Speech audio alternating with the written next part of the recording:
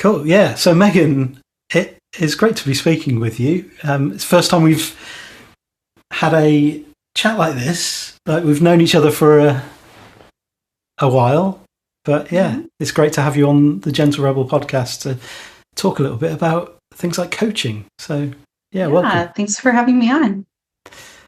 Absolute pleasure. Yeah. So like there's loads of stuff. We've had a bit of a back and forth of topics that we want to cover, and I guess the main thing I want to get into is issues around the idea of coaching. You know, what coaching is, what are some of the signs of a good coach, and what are some of the things to look out for in coaching. But I guess the place to maybe start is like your journey in coaching. Like, what has brought you to that, and what does that look like for you at the moment? Yeah, sure. Well, I think this is a really important topic because I do think there's a lot of misunderstandings about what coaching is. Even me, when I first decided that I was potentially interested in being a coach, I don't think I totally understood what that meant. I kind of knew what a coach was. I knew it was different than like a therapist, for example. I knew that it was someone who helps you pursue and reach goals. But other than that, the definition was kind of fuzzy to me. Um, I just knew that I personally enjoyed working with other people. I liked being able to kind of guide people, listen to them, figure out what they wanted, and then help them to get there. And so that's what attracted me initially to being a coach. I have a background in marketing and also psychology. So that's what I studied when I was an undergrad, which was now, 10 plus years ago. And so I had been working in marketing for the last decade, and it just wasn't fulfilling to me in the way that like I didn't feel like I was directly supporting other people or helping other people. I was basically just selling things, and um that was fine. There is kind of a psychological aspect to marketing that I was initially attracted to. I liked understanding people, why they do what they do, but I wasn't using that skill in a way that felt as fulfilling to me as it could be. And so I looked into coaching. There was a program um, here in Texas where I live at UT Dallas that specifically was for organizational development, but it had a coaching certification that came with the program. And at the time, I'm not sure if this has changed, but at the time it was one of, I believe, only 3 universities in the United States where you could get a master's degree and a coaching certification from the ICF in the same program. And I thought that's really cool because, I can get my master's and I can get this coaching certification, and that sounds great. And it was right when the pandemic started. It was an online program. So I was like, this is a great time to do this. We're at home anyways for the foreseeable future. Let's go ahead and do it. And so I went through the program. It was an amazing program. I learned so much. I made a lot of great connections with other people in the program. Um, it was a very extensive coaching certification program where we had to log 100 hours of coaching, and we had to pass all these exams and go through essentially 2 years worth of classes and training. That not every class was specifically for the coaching certification. That was mostly the first year. But it took me about 2 years to get the certification and everything through the program. So since then, I have been coaching primarily focused on career coaching, although I do occasionally help people with other goals that they have in their lives. And that's kind of where I've been for the past few years. I'm really enjoying it. But yeah, I one thing that I've definitely noticed in both just people in general, as well as clients who come to me and approach me being interested in coaching, is that they often don't know really fully what coaching is. They have different expectations. And so that's something that I like to clear up right away because I think there's a lot of misinformation, unfortunately, out there about what a coach is.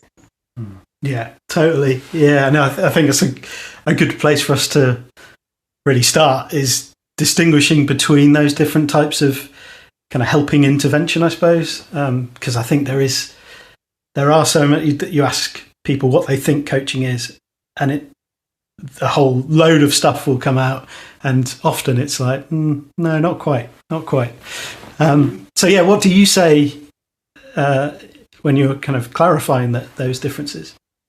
Mhm. So yeah, the biggest differences would be a coach versus someone who is like a mentor or a teacher or even a consultant, versus, of course, a therapist. So those are kind of the big three different buckets that I like to make sure people know are separate when we go into coaching. So the difference is that a coach is going to be more of an equal partnership, someone who works with and guides the client into making their own decisions. So coaches see clients as fully whole and capable on their own of being able to make the right decisions for their lives.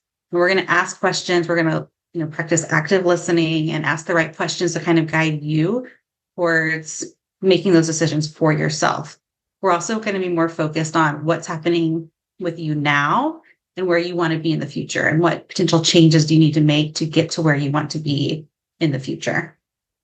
So the difference between that and someone like a mentor or a consultant is that coaches are not necessarily giving you advice. So someone who's a mentor, they're looking from their past experience and they're giving you advice based on that. Or a consultant is usually brought in to solve a particular problem and offer suggestions and recommendations. That's not technically in the definition of coaching what a coach is supposed to be doing. Now, a lot of people call themselves coaches and do those things, but that is not what I have been trained to do as a coach, and that's not what I believe is actually the job of a coach. A therapist, of course, is someone who is more focused on mental health and healing from past trauma or pain. Therapists can use coaching techniques and therapy, and they do, and I think that's great. But of course, a coach should not be trying to help client with mental health problems. Occasionally, I can just tell you as a coach, people will try to go there, and you have to redirect. You have to be able to say, are you talking to a therapist about this? This seems like more of a mental health thing, and that's not what I am trained to help with. People also come to coaching and they do want advice. They do want more of a mentor or consultant. And that's something that I try to make clear as well. Like, if you ask me for my specific advice every once in a while, okay, if I feel like I have something to offer there, I'm always going to have the disclaimer that, this is just my perspective. It's up to you to decide if it makes sense to you, if it resonates with you. But I try not to do that on a regular basis. If someone is coming to me and they just constantly want advice, I'm like, maybe a coach is not the best fit for you right now. Maybe you need someone who's going to be able to give you more direct advice. Mm-hmm. Yeah, so those are kind of the primary differences. Yeah, really clear differences. And it is, I think, so important to clarify that and we'll kind of get into some of the sort of worst practices of people who describe themselves as coaches kind of falling into some of this stuff. And I think certainly the mental health territory feels very like, because there's a lot of people putting themselves in spaces like that to dish out advice or to put themselves as being able to support people in situations where actually therapy would be more appropriate, or counselling, and yeah, a lot of the time it's coming from your own. Someone might like the best of intentions, coming from a particular lived experience or something they've been through, or have they deal with themselves, and they think I'm qualified because of that to help other people. And that's one of the big things I've noticed, where it's like, That's a great point. And to that point, one thing that I have noticed is, a lot of people, a lot of coaches do feel like they need to coach from their own experience. And that's actually not what necessarily you should be doing as a coach. You should really be removing yourself from the coaching process almost entirely. And when you go through an extensive training program, you really learn a completely different way to listen to people and a completely different way to communicate. And it takes you out of it, because you're supposed to be taking your own bias and your own agenda out of the conversation, because you can't let the client lead. You can't really see them as a whole capable person. if you're going in with an agenda of what they should be doing or how they should be doing it based on your experience. So that's where it comes in again. If people want advice based on your experience, sure, every once in a while you can kind of break that wall and you can share that. But really, it shouldn't be based on that. It should be really helping them get to where they need to go or where they want to go. And your experience should have nothing to do with it, technically, at the end of the day. Now, it's not to say that as a coach, your experience can't make you, maybe if you've been like in a leadership position, you might be a better fit as a leadership coach, of course, because you're going to understand what that takes a little bit more. You're not going to have that explained to you or whatever by the client. So yes, in some ways, experience does matter, but it shouldn't be the primary thing, because you should be able essentially to coach almost anyone, if you're using the right techniques and you've been trained to do that. Yeah, exactly. It's a complete skill set in and of itself, the coaching, because I went through an extensive training program as well that was, very much like, it's ICF accredited and everything. International Coaching Federation is what ICF stands for those listening. It was kind of drilled into you that, while it might be helpful to be an expert or to be familiar with the field that you're coaching within, actually the skill is coaching. You want to be an expert in coaching first and foremost, and that should lead you to be able to coach anybody with any sort of goal or challenge that they're kind of wanting to address. So I always hold that in my mind, that and actually that expertise in a field can be a hindrance at times, because it creates that bias of, or I want to tell them to do it this way, or tell them about my own experiences without them maybe asking or being interested. And I always if people ask for advice, try and steer it down well, this is something that happened to me and this is what I did. That's not I'm not telling you that's the right thing to do, but it's just maybe creating a pool of options, or feeding into the potential options that they can then pick from. Yeah. So, yeah. And one thing I wanted to say about going back to the therapy topic about coaches who dive into that. One thing that this is part of my training as well. One thing that I try to do is, if someone is regularly bringing up stuff, is to ask if they are seeing a therapist. Technically, I was trained that if someone has a lot of mental health issues and they're not already working through it, they shouldn't be seeing a coach. They should be seeing a therapist first and then seeing a coach. Because the reason is if they're not seeing a therapist, they're going to continue to bring all of those things into coaching, because it feels like a safe environment. They feel like they're being listened to, and those things are probably impacting their work life or their dating life or whatever it is that you're coaching on. So when I have a client that brings up that kind of stuff, I try to bring it back around to be like, okay, well, you told me, you're seeing a therapist about this. That sounds like a good, thing that you can be talking about with them, or have you talked about this with your therapist, that kind of thing, because unfortunately, there's just a lot of overlap because of the level of comfort that clients feel with their coaches. They tend to bring up those things pretty often, at least in my experience, that's been the case. Yeah, that's a great point. Yeah.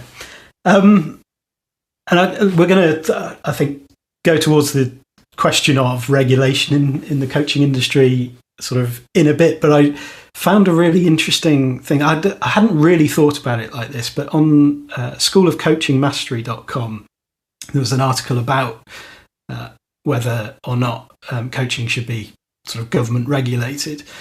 And one of the things they wrote in that was, so far, coaching has established itself as a profession that doesn't target vulnerable populations, nor those who are in crisis, nor do coaches give advice on health, mental illness, or finance, which are three areas that usually require credentials.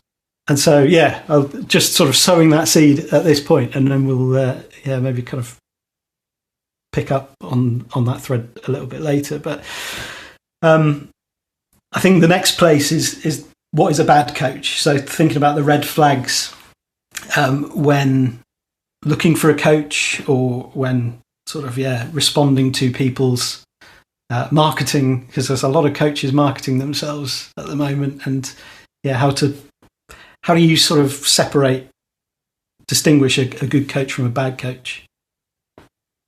Yeah, so I think that when it comes to red flags to look out for when looking at coaches, I think the biggest red flag is someone who promises something that seems too good to be true.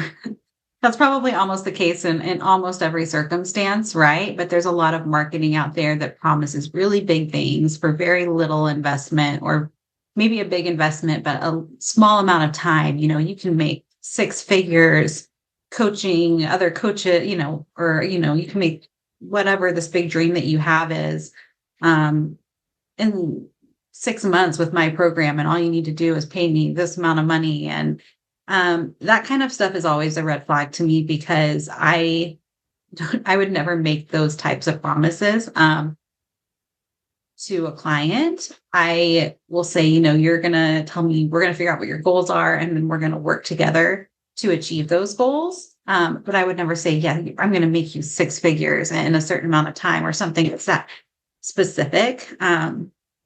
Because even if those coaches have some success stories of where that's happened, it's not going to be the case for every single person, because every single person is different. And yeah, that sounds appealing, making $10,000-$20,000 a month. That sounds very appealing to anybody almost, right?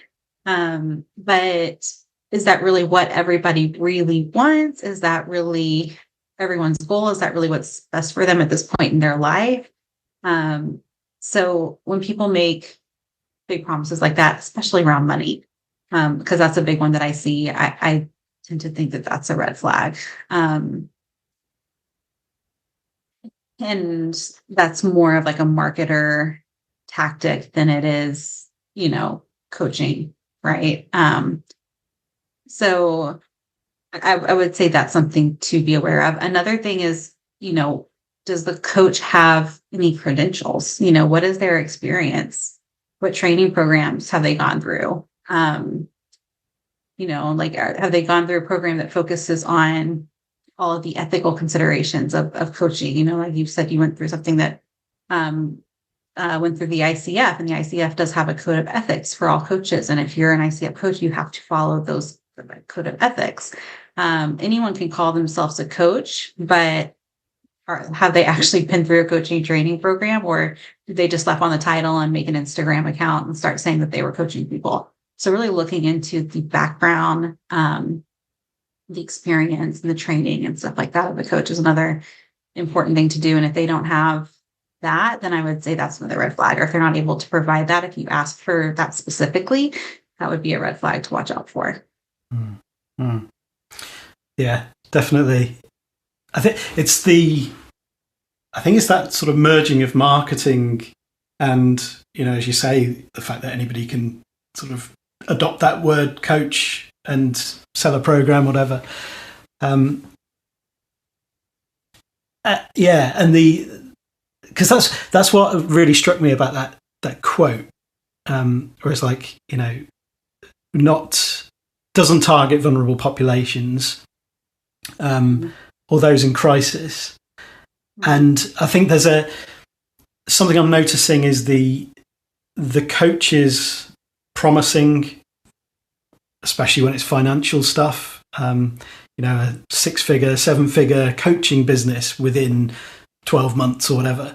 So they're selling coaching as the product. Like, I'm going to train you to be a coach so that you can basically make the money. But what you'll be doing is coaching other coaches to become coaches in this sort of endless treadmill of coaching, which is, I wonder where the line is with that vulnerable part, because it's a bit like, multi-level marketing programs that attract people maybe in fairly vulnerable situations, or they're susceptible to the allure of something that's going to set them free, or whatever the language around it is. And so maybe as we come onto the regulation conversation, it's like, can you have a regulatory thing at the level of people training people as coaches, is that more important than maybe the coaches themselves? Because I think there's a lot of people maybe taking advantage of people under that umbrella, if that makes sense. Yeah, that's a good question too. I think, the goal or the reason, the argument, I guess, for regulation is the fact that there are people being taken advantage of. And ultimately, that's not only hurting these clients who are spending a lot of money on these coaches that are, worst case scenario, scamming them, right? Best case scenario, are maybe have good intentions but don't really know what they're doing, and aren't really helping them at the end of the day.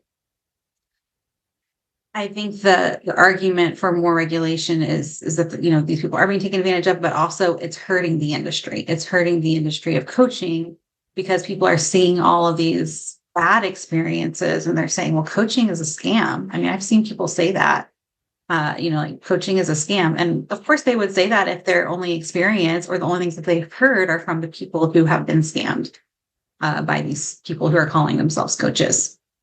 So I think it's interesting that you bring up regulation kind of at the training level. Maybe that's a good starting place. I think in an ideal world, yeah, we wouldn't have regulation because we have defined what coaching is and we have these like ethics in place and everyone would just follow them. But the truth is people aren't following them. And that's why regulations in general exist. And I'm not here to like argue for or against regulations in general, but I think in the coaching industry, having some guidelines in place is helpful for the same reasons that we have them in place, like for therapy. Of course, therapy deals with more sensitive subjects, so that's, a little bit different.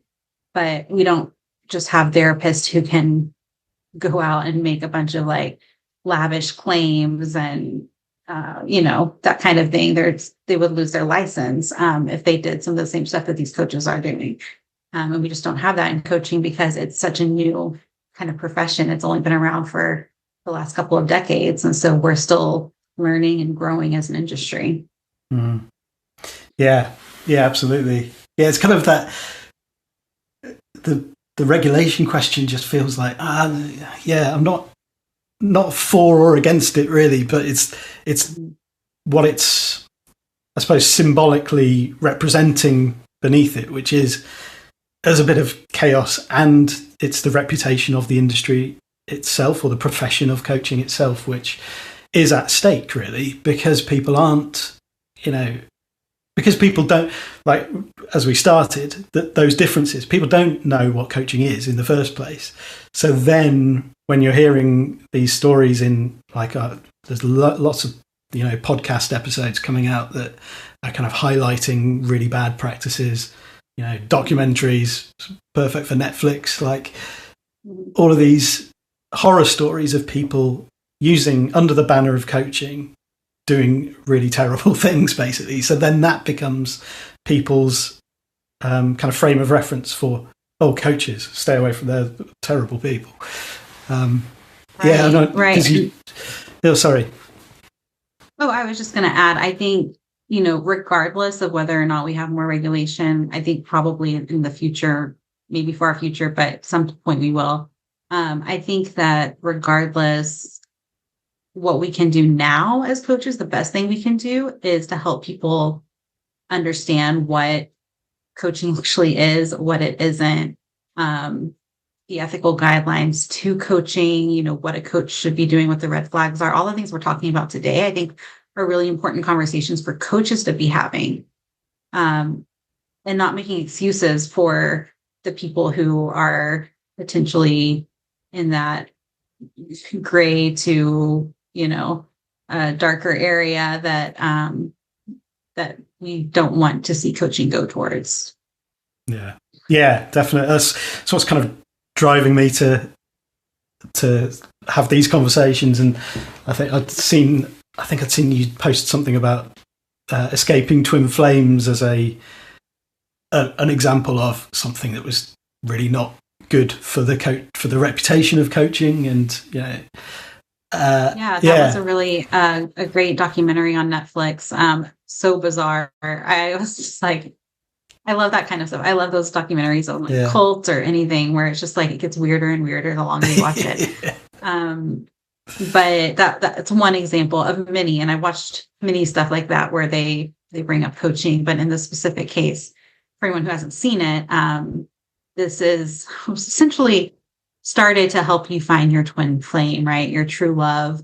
A lot of coaching that kind of, I would say, dives into this unethical, potentially gray area zone, is kind of centered around a lot of these more, I would say, like woo-woo topics. And twin flames is, of course, one of them. And so part of this program, eventually they built it up to where they were bringing people who had signed up for the program, and they were building them into coaches to then coach other new members of the program.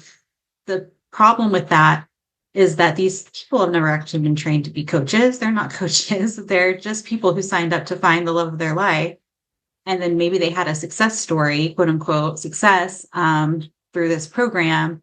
And so then they were given the title of coach, and then they could coach other people in the program on what they should do based on their own experience. Again, it's totally based on their own experience. That's not coaching.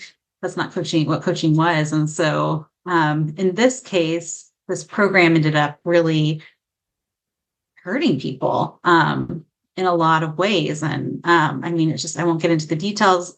Definitely recommend giving it a watch for anyone who hasn't, but it really messed up a lot of people's lives for a while. Not everyone, but it was very harmful. And the owners were very greedy, money hungry kind of people.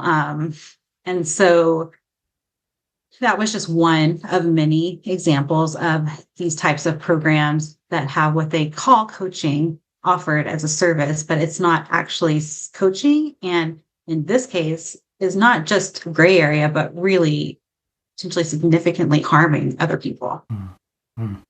Yeah, 100%. It's, and, you know, just pick up on what you said earlier about, you know, the role of the coach is essentially to almost step back and make yourself as an ego obsolete within that situation, because it's about the person you're coaching. Like, I think it represents this trend that is kind of, I think it's growing, or it's at least peaking maybe, of people in guru positions, people where you're fixated on the person, the coach, whether that's, I mean, in the Escaping Twin Flame or the Twin Flames universe, like it's those two people at the center of it that position themselves as these expert, guru-y, messianic like figures. Well, certainly he does, who what he says is the truth. And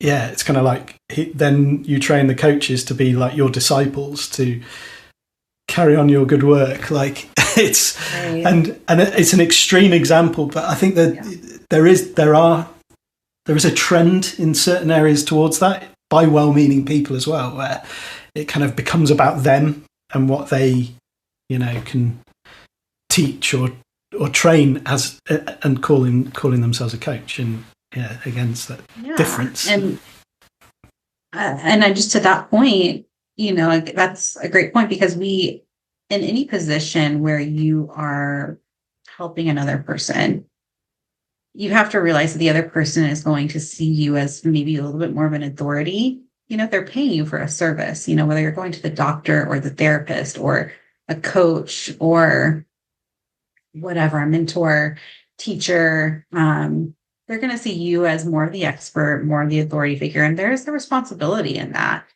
we have. You know, it's like that, what the Spider-Man quote, like, great power comes great responsibility, or whatever. Like, we have a responsibility to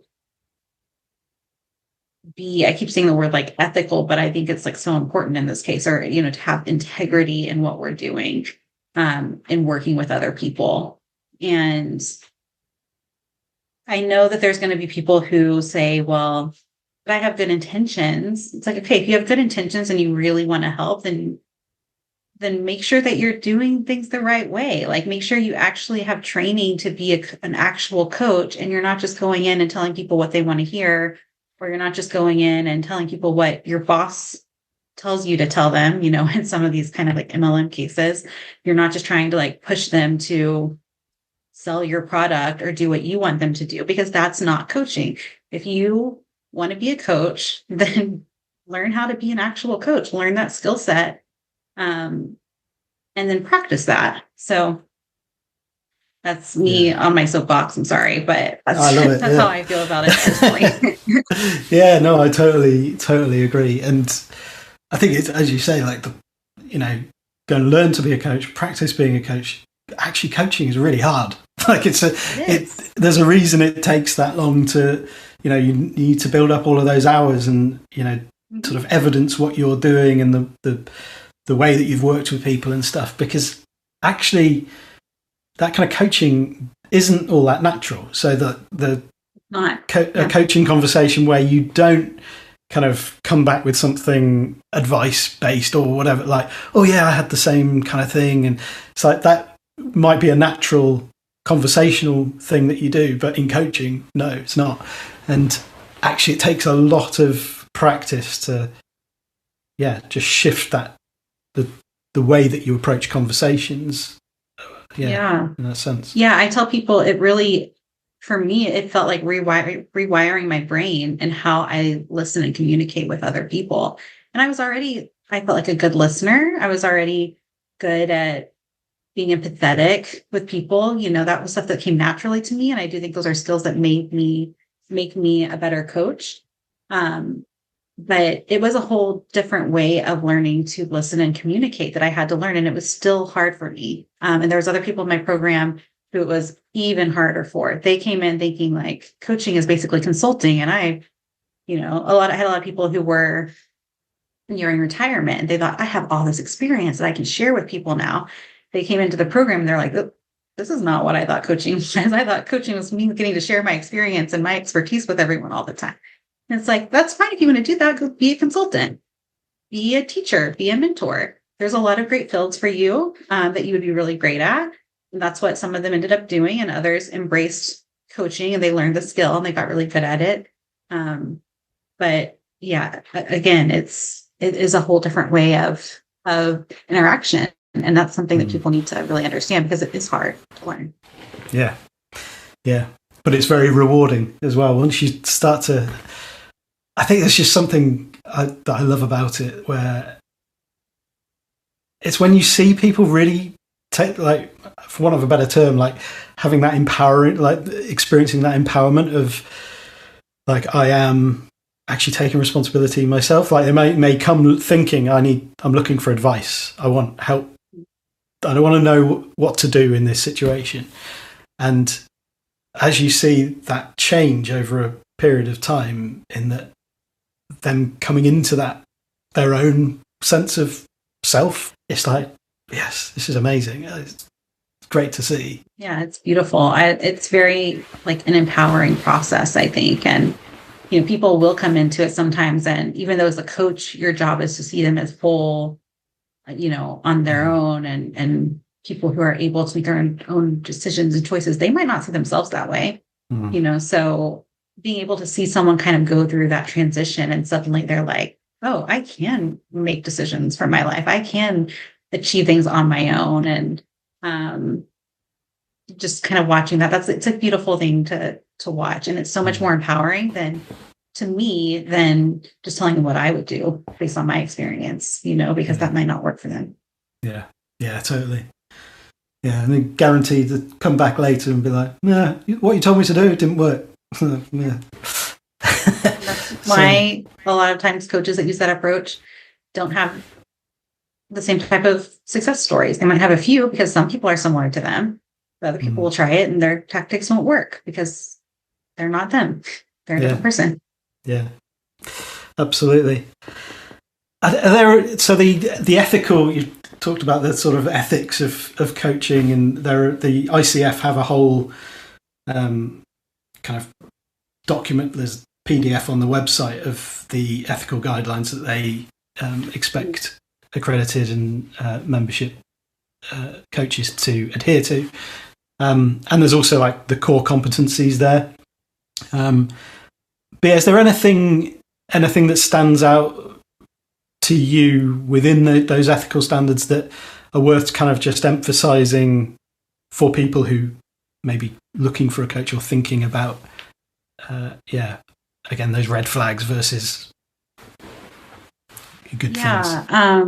Well, of course, one of the big ethical guidelines within the ICF's Code of Ethics is just the responsibility that you have to your clients and their best interest. And that's something that's important. And of course, in the example that we gave earlier, like that was an extreme example. And I don't think that most organizations that have, what they call coaches, even if they're not actually coaches, I don't think they go that far into harming people. But if you are, we have a responsibility to that. And if someone comes to you and says, I took your advice and I feel like this is not good for me, or this, this had a negative outcome. The worst thing a coach can do is put it back on the client and say, well, you're not trying hard enough. That's to me, a really, like a gross tactic that coaches use. I understand that we're all accountable for ourselves. 100% believe in that. But as a coach, we're also accountable. We also have to hold ourselves accountable. So if our clients are coming back to us and saying that we did something or we said something and it's not working for them, or worse, it's making their lives worse in a way, we are accountable. We have to hold ourselves accountable and not just say, well, it's because you're just not believing in the process enough. You're just not trying hard enough. That's a major red flag. And again, the ICF's ethics does have a responsibility to the client. So anything that's potentially harming the client, that's not an ethical coaching practice. There's also mentioned in the Code of Ethics about being transparent in what you can offer and not making, false promises, false advertising, that kind of thing. And that's kind of something that we talked about briefly earlier, is some of these coaches that are advertising on social media or elsewhere and making these big promises without really anything to back it up. I think another thing in the Code of Ethics, it also mentions being like, this is not the wording that it uses, but essentially being modest in your own achievements or something like that. It says like, it's not about you. Coaching is not about you. And so a lot of people are like, well, I made all this money and I became a huge success, so I can coach you to do the same thing. That's actually like not how you should be trying to attract clients. You can always share your experience, right? Like you can always share that and that's fine. But if you're saying, oh, because I am this big success story, then you can become a big success story too. And that's probably not the best way to go about marketing your services.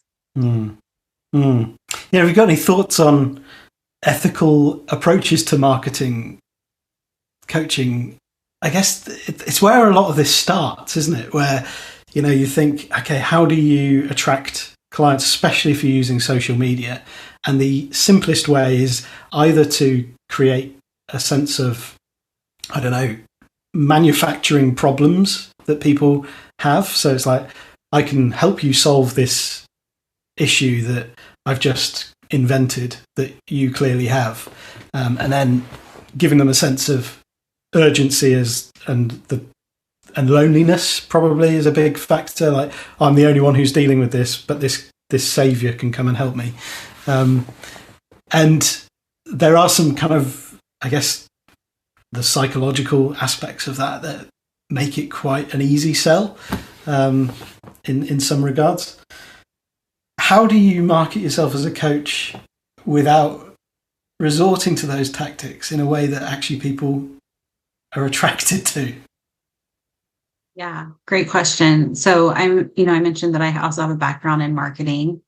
And that's definitely one way that people market. And yeah, it can work. Is that how I would recommend people market and get the best quality clients, and like there's like kind of the easy tactics that you can use, and maybe you'll get a lot of interest, and it won't be the highest quality of interest. It won't be the right fit for you and your coaching business. And at the end of the day, is it like are you doing it with, integrity within yourself? Is it like honest, that kind of thing? I like to look at marketing. A lot of people look for social media for marketing. So I'll kind of address it from that point, because I think that's the easiest way that coaches can kind of start, is by just being on social media. As very relationship based, and educating and informing people on social media is a great way to develop relationships and to essentially get people to pay attention to you and what you have to offer. And so, I have a small social media page. I don't use social media for like heavy coaching marketing or anything at this point, but I do like to make videos that inform people. And I've actually made videos on like, what is the difference between coaching and therapy, that kind of stuff, because that is something that people have questions on. And I want people to feel informed and to know what they're getting into if they are interested in my service. So I don't make a lot of stuff I don't make anything that says, oh, I can make you all this, all these great things if you come to coaching. That's not a tactic I use at all. It's much more of helping to educate people on certain issues that are, adjacent to what they might be coming into coaching with, informing them, and just kind of focused on that relational aspect as well. I'm very communicative with people on social media. So I have had people that follow me on Twitter or Instagram, reach out to me interested in my coaching services. And so, I'm kind of casual about it. I try to be myself on social media, and myself is not a very like big personality, marketing. Like, I mean, yes, I do marketing, but it's not me to make those types of videos and to over promote myself. That's not authentic to who I am as a person. So, even if I felt like that was like an okay tactic, I would never use that for myself, because it's not true to who I am. And the people that would sign up for that would not be getting what I'm actually saying that I'm offering. They would come in with a false idea of what it is. So I think just being transparent and honest and authentic and helping to educate people is kind of the best approach to take in terms of marketing yourself on social media. And I also understand that, I do coaching on the side. I have a full-time job, and I coach people on the side outside of that. It's not my full-time job. So I understand that some coaches have a need for like more income through coaching, and they need to promote themselves more heavily. And so that might be a reason they resort to some of these other tactics. But I really don't think that you have to do that. If you're really spending the time making things to help people learn and understand, and you're being honest, like that's going to show through. People are going to see that, and they're going to be interested to learn more. And that's kind of the case for marketing in general. Any brand or business, people are attracted to honesty, transparency, people who seem like they know what they're talking about, people who can answer hard questions, and not shy away from things like that. Like if someone was marketing coaching and they're like, what's your background or your experience? And they don't have any, they're not going to be able to answer that question. That's awkward. They're going to skirt the question. So being able to do those things, I think that's what people ultimately are looking for in a coach. Like, you want a relationship with someone that you can trust. That's really important in a coaching client relationship. And so if you can convey that in your marketing, then I think that's the best way to go about it. Mm-hmm. Yeah, that's great. Yeah, that trust part is just so important, and can be, I think, when I think about the approach that I have to marketing, it's all about that sort of authentic trust building, relationships, sharing tools that I use, actually using sort of coaching tools and resources that I will work with clients using and kind of provide them in public as a, like, get started, have a go at this and see what happens. And just, I don't know. It's good. Yeah, that's another good point. In terms of marketing, you can always offer something, for free that gives people more information about what you are and what you do. I always do like a free initial conversation, like 30 minutes or 15 minutes, because I want people to feel like I'm a good fit for them. And I also want to feel like they're a good fit for me in coaching. If they're coming and they're not actually looking for coaching, they're looking for mentoring or something like that, we can kind of suss that out in that first conversation. And I can say, hey, this might not be for you, but here's what might be better for you. Or they can come to me and be like, this is not what I thought coaching was. This isn't, what I'm looking for. And so that's a great way to do that. And, they're being able to do that without having to pay anything. If you have like some sort of free, guide or ebook or handout or something like that you can offer that helps to kind of educate them or helps them in a way, that's another great tool to give away to kind of market your services. Yeah, totally. And never underestimate the power of saying, I don't think this is a fit, in a way that helps build that trust. I think that, because you never know who that person is then. Well, maybe they'll come back in the future and be like, I've really thought about it, I'm ready to do what needs to be done. Or you're going to get recommendations and referrals off that because, like, actually there's some integrity there, because you saw, no, I'm not just going to take anyone signing up just because of the money or whatever. So and ultimately I like to think of everything in terms of like long-term payoff, and maybe this could also be called like karma, but in a more like logical way, or thinking about the long-term implications of something. If I'm taking on a client that's not the right fit, that's probably going to have a bad outcome in the end. They're going to be unhappy, or I'm going to be unhappy, or both of us are going to be unhappy. But if I'm honest up front, then you're absolutely right. Maybe eventually they're like, I wasn't ready then, but now I'm ready to go back to her. Or, I have another friend who's talking about this thing, and I remember I talked to this coach who offers this, and I can refer them because I trust this person. They were honest with me. They were upfront with me. And the outcome is just always, I think it's always better when you're just upfront and honest about things than when you're not and you do things just for money or short-term gains, That's, again, I get on my soapbox a lot about this kind of stuff, but that's just how I feel about it. Yeah, no, I love it. That's why I thought you were a perfect person to talk to about all of this stuff. So, I mean, this has been great. Thank you, Megan, for giving the time and sharing your wisdom and insights around this stuff. In terms of the future of coaching, like where do you think things are heading? So I think we're still kind of in the early stages of the profession, we're getting to a point where we're starting to see problems. We're starting to see these misunderstandings and these issues that are coming up because coaching is becoming something that, I mean, it's one of the fastest growing industries here in the United States. And so, it's becoming more and more popular. And with that are coming more and more issues that we're having to address, right? And I don't know how the industry as a whole is going to address all of these things. We can all give our different opinions and what we think makes the most sense. But I do think there's going to be eventually probably a period where we're like, okay, we need to be a little bit more buttoned down and really talk about how we're going to avoid some of these issues. Specifically, I think first starting with scamming. I think coaching scams are the most important thing to address because, of course, those do prey on vulnerable people.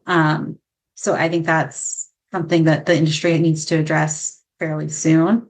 And then over time, also tackle these other issues like people who aren't, really trained to be coaches, and these organizations that are using what they're calling coaching that's not coaching, and things like that.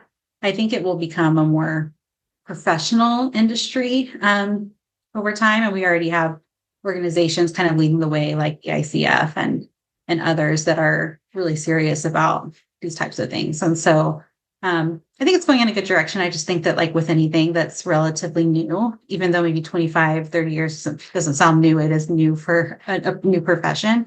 I think it'll take a little bit of time to get there, but I think that we will get there. And like I said, in the meantime, the best thing that we can do as coaches is just to continue having these conversations and calling out problems that we're seeing and talking about